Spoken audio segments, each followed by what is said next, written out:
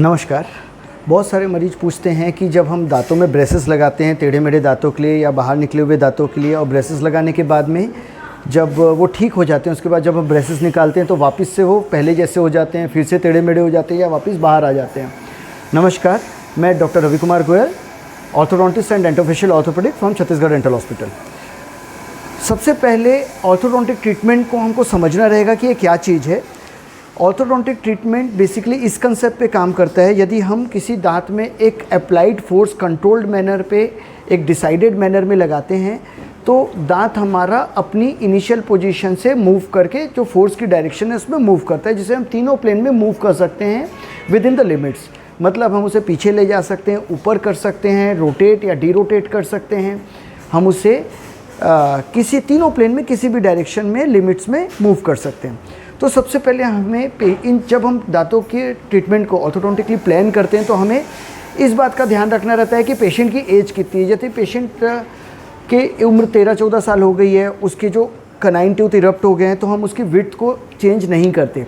यदि orthodontic treatment proper एक orthodontist द्वारा किया जाता है तो वह ज़रूर इस बातों का ध्यान रखता है जो हमें रिटेंशन फेस में मदद करता है। मतलब ट्रीटमेंट ख़त्म होने के बाद उसकी स्टेबिलिटी पे काम करता है। Orthodontic treatment basically Jackson triad में काम करता है, जो हमें facial aesthetic, functional durability and functional efficiency and structural durability के सिद्धांत पे काम करता है।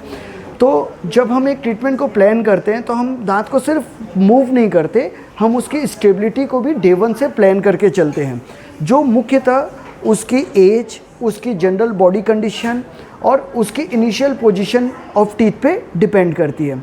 कुछ मूवमेंट्स होती है जिसको स्टेबल करना थोड़ा मुश्किल होता है, जैसे मिड लाइन डायस्टेमा है या छोटी मूवमेंट्स है, लेकिन इस चीज़ों को हम अगर प्रॉपरली ट्रीटमेंट प्लान में इंक्लूड करें तो इसको स्टेबल किया जा सकता है। दूसरा, मरीज एक बहुत बड़ी गलती ये करते हैं जो मैं कॉमनली देखता हूँ, जैसे किसी का ट्रीटमेंट 1 साल सवा साल में कंप्लीट होता है, उसके बाद हम 1 से 1.5 साल रिटेंशन पीरियड या फॉलोअप पीरियड कहते हैं जिसे आम भाषा में, उसमें रखते हैं। पेशेंट उस समय इग्नोरेंट हो जाता है, पेशेंट सोचता है कि मेरा ट्रीटमेंट खत्म हो गया। ऐसा नहीं है। ऑर्थोडोंटिक ट्रीटमेंट फिनिश होने के बाद लगभग 1 से 1.5 साल हमें फॉलोअप पीरियड में या रिटेंशन फेस में रखना रहता है। उस दौरान हम कुछ रिटेंटिव मेजरमेंट यूज़ करते हैं, जैसे कि हम फिक्स रिटेनर लगा सकते हैं, जैसे मिडलाइन डायस्टेमा मैंने बताया, उसमें हमें रिमूवेबल रिटेनर्स पहनने रहते हैं। शुरू के जो 3 महीने रहते हैं उसमें बहुत ज़्यादा रिलैप्स के ध्यान रहते हैं, संभावनाएं रहती है, तो हम उसके लिए 3 महीना पेशेंट को बोलते हैं कि दिन भर हमें रिटेनर पहनना है। आइदर हम इनविजिलाइन काइंड ऑफ रिटेनर देते हैं या फिर एक हाउलेस काइंड ऑफ रिटेनर देते हैं। 3 महीने के दौरान उसे सिर्फ खाना खाते समय रिटेनर निकालना है, बाकी दिन भर पहनना है। 3 महीने के बाद हम 8 आवर रिलैक्सेशन दे देते हैं कि 24 घंटे में 16 घंटे पहनना है, और फिर डिपेंड करता है केस टू केस कि उसका शेड्यूल क्या रखना है। अगर हम इसको फॉलो करते हैं तो हम रिटेंशन पीरियड को बहुत अच्छे से अचीव कर सकते हैं। और अच्छे से अचीव जब मैं बोल रहा हूँ तो इसका अर्थ ये नहीं है कि जो भी हमने डिज़ायर्ड मूवमेंट की वो 100% हम मेंटेन कर पाएंगे। हम नियरली 10% का रिलैप्स एक्सेप्ट करके रखते हैं, इसलिए उसको हम ट्रीटमेंट प्लान में इंक्लूड करते हैं। जैसे कि ओवर करेक्शन, जैसे अगर मुझे किसी के दांत को 6 मिलीमीटर पीछे करना है तो मैं 7 मिलीमीटर पीछे करना प्लान करता हूँ, क्योंकि मैं उस 1 मिलीमीटर के रिलैप्स को भी ट्रीटमेंट प्लान में इंक्लूड करता हूँ। तो ये हमारे लिए बहुत इंपॉर्टेंट होता है। और जैसे अगर अपन ने किसी के 4 दांत निकाले और उसको दांतों को 16 मिलीमीटर पीछे किया तो 1 to 2 मिलीमीटर वो वापस आगे आएगा, जो नेग्लिजिबल है, एक्सेप्टेबल है। तो ये चीज़ें इंपॉर्टेंट है। पेशेंट को रिटेनर्स जो भी उसके ऑर्थोडोंटिस्ट है उसके एडवाइस के हिसाब से पहनना रहेगा। एंड यदि कोई समस्या है तो 2-3 महीने में एक बार अपने ऑर्थोडोंटिस्ट को ज़रूर दिखाएं एंड उनकी इंस्ट्रक्शंस फॉलो करें। दूसरा, दांतों की सफाई बहुत ज़्यादा इंपॉर्टेंट है। हमारे दांत हमारी पोजीशन में रुके हुए ही मसूड़ों की मजबूती की वजह से है। जनरली जो जीभ होती है वो 10 ग्राम का फोर्स फॉरवर्डली प्लेस लगाती है, और जो लिप्स है 5 ग्राम से उसको काउंटर करते हैं। तो जो 5 ग्राम का डिफरेंस है टंग और लिप्स के प्रेशर में, वो हमारे मसूड़े जो पेडोंशियम है, गम्स है, वो उसको होल्ड करके रखे। यदि आपके मसूड़े कमज़ोर होंगे तो डेफिनेटली इसमें प्रॉब्लम्स आएगी। तो हमको ओरल हाइजीन पे ध्यान रखना है। आपने देखा होगा ओल्ड एज में कई लोग के दांत पूरे बाहर निकल आते हैं, वो इसी का एक्सग्रेटेड रूप है। तो हमको दांतों की सफाई करनी है। अगेन पेशेंट यहाँ पे एक बड़ी मिस्टेक करता है कि दांतों में जब तार रहता है तो दांतों की सफाई बहुत अच्छी करता है, रात को भी ब्रश करता है, खाना खाने के बाद कुल्ला करता है या ब्रश करता है, लेकिन जब ब्रेसेस हट जाते हैं तो वो थोड़ा इग्नोरेंट हो जाता है, तो वो जो नहीं होना चाहिए। तो अगर हम फॉलो अप पीरियड का काम माने तो रिटेनर्स को शेड्यूल्ड जो भी एडवाइस है उसके हिसाब से पहनना है, फॉलो अप में आना है और मसूड़ों का ध्यान रखना है, पायरिया नहीं होने देना है। इन बातों का यदि हम ध्यान रखते हैं तो रिलैप्स को हम 10% के अराउंड काउंटर कर सकते हैं, जो एक्सेप्टेबल होता है। तो फाइनल आंसर मेरा इस प्रश्न का ये है कि तार बांधने के बाद दांतों को अपनी जगह पे लगभग रखा जा सकता है, ऐसा नहीं कि वो वापस पहले जैसे हो जाएंगे। अप टू 10% को हम एक्सेप्टेबल मानते हैं और इस चीज़ को समझते हुए डॉक्टर, बहुत सारे मरीज़ पूछते हैं कि जब हम दांतों में ब्रेसेस लगाते हैं टेढ़े मेढ़े दांतों के लिए या बाहर निकले हुए दांतों के लिए, और ब्रेसेस लगाने के बाद में जब वो ठीक हो जाते हैं उसके बाद जब हम ब्रेसेस निकालते हैं तो वापस से वो पहले जैसे हो जाते हैं, फिर से टेढ़े मेढ़े हो जाते हैं या वापस बाहर आ जाते हैं। नमस्कार, मैं doctor Ravi Kumar Goyal, orthodontist and dentofacial orthopedic from Chhattisgarh dental hospital. सबसे पहले ऑर्थोडोंटिक ट्रीटमेंट को हमको समझना रहेगा कि ये क्या चीज़ है। ऑर्थोडोंटिक ट्रीटमेंट बेसिकली इस कंसेप्ट पे काम करता है, यदि हम किसी दांत में एक अप्लाइड फोर्स कंट्रोल्ड मैनर पे एक डिसाइडेड मैनर में लगाते हैं तो दांत हमारा अपनी इनिशियल पोजीशन से मूव करके जो फोर्स की डायरेक्शन है उसमें मूव करता है, जिसे हम तीनों प्लेन में मूव कर सकते हैं विद इन द लिमिट्स। मतलब हम उसे पीछे ले जा सकते हैं, ऊपर कर सकते हैं, रोटेट या डीरोटेट कर सकते हैं, हम उसे किसी तीनों प्लेन में किसी भी डायरेक्शन में लिमिट्स में मूव कर सकते हैं। तो सबसे पहले हमें जब हम दांतों के ट्रीटमेंट को ऑर्थोडोंटिकली प्लान करते हैं तो हमें इस बात का ध्यान रखना रहता है कि पेशेंट की एज कितनी है। जैसे पेशेंट के उम्र 13-14 साल हो गई है, उसके जो कनाइन टूथ इरप्ट हो गए हैं, तो हम उसकी विड्थ को चेंज नहीं करते। यदि ऑर्थोडोंटिक ट्रीटमेंट प्रॉपर एक ऑर्थोडोंटिस्ट द्वारा किया जाता है तो वह ज़रूर इस बातों का ध्यान रखता है जो हमें रिटेंशन फेस में मदद करता है। मतलब ट्रीटमेंट ख़त्म होने के बाद उसकी स्टेबिलिटी पे काम करता है। Orthodontic treatment basically Jackson triad में काम करता है, जो हमें facial aesthetic, functional durability and functional efficiency and structural durability के सिद्धांत पे काम करता है। तो जब हम एक ट्रीटमेंट को प्लान करते हैं तो हम दांत को सिर्फ मूव नहीं करते, हम उसकी स्टेबिलिटी को भी डे वन से प्लान करके चलते हैं, जो मुख्यतः उसकी एज, उसकी जनरल बॉडी कंडीशन और उसकी इनिशियल पोजीशन ऑफ टीथ पे डिपेंड करती है।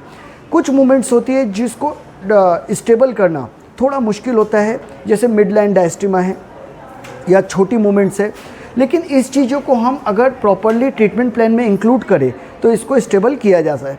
दूसरा, मरीज एक बहुत बड़ी गलती ये करते हैं जो मैं कॉमनली देखता हूँ, जैसे किसी का ट्रीटमेंट 1 साल 1.25 साल में कंप्लीट होता है, उसके बाद हम 1 से 1.5 साल रिटेंशन पीरियड या फॉलोअप पीरियड कहते हैं जिसे आम भाषा में, उसमें रखते हैं। पेशेंट उस समय इग्नोरेंट हो जाता है, पेशेंट सोचता है कि मेरा ट्रीटमेंट खत्म हो गया। ऐसा नहीं है।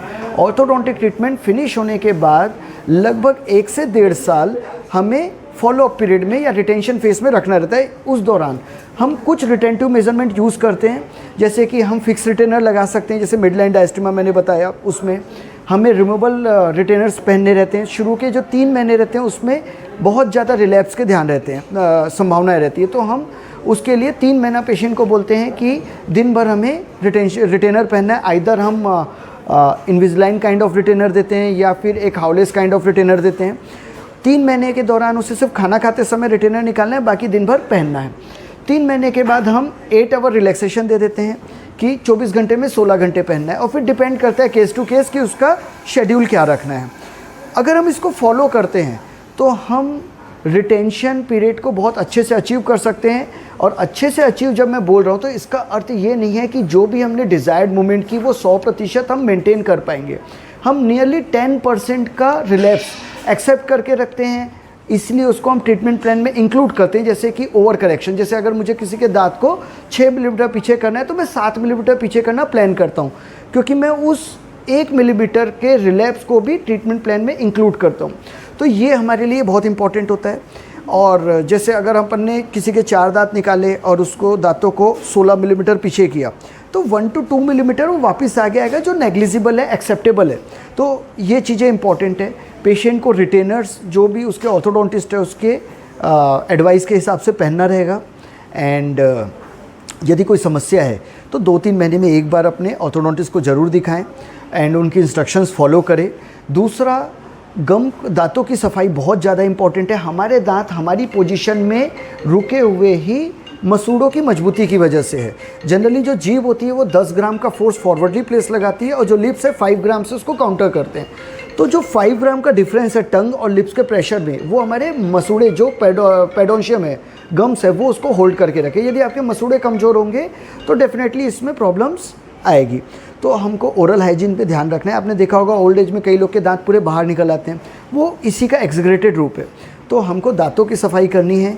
अगेन पेशेंट यहाँ पे एक बड़ी मिस्टेक करता है कि दांतों में जब तार रहता है तो दांतों की सफाई बहुत अच्छी करता है, रात को भी ब्रश करता है, खाना खाने के बाद कुल्ला करता है या ब्रश करता है, लेकिन जब ब्रेसेस हट जाते हैं तो वो थोड़ा इग्नोरेंट हो जाता है, तो वो जो नहीं होना चाहिए। तो अगर हम फॉलोअप पीरियड का काम माने तो रिटेनर्स को शेड्यूल्ड जो भी एडवाइस है उसके हिसाब से पहनना है, फॉलोअप में आना है और मसूड़ों का ध्यान रखना है, पायरिया नहीं होने देना है। इन बातों का यदि हम ध्यान रखते हैं तो रिलैप्स को हम 10% के अराउंड काउंटर कर सकते हैं, जो एक्सेप्टेबल होता है। तो फाइनल आंसर मेरा इस प्रश्न का ये है कि तार बांधने के बाद दांतों को अपनी जगह पे लगभग रखा जा सकता है। ऐसा नहीं कि वो वापस पहले जैसे हो जाएंगे। अप टू 10% को हम एक्सेप्टेबल मानते हैं और इस चीज़ को समझते हुए डॉक्टर्स की इंस्ट्रक्शन फॉलो करना है। धन्यवाद। मैं doctor Ravi Kumar Goyal from Chhattisgarh dental hospital, orthodontist and dentofacial orthopaedic.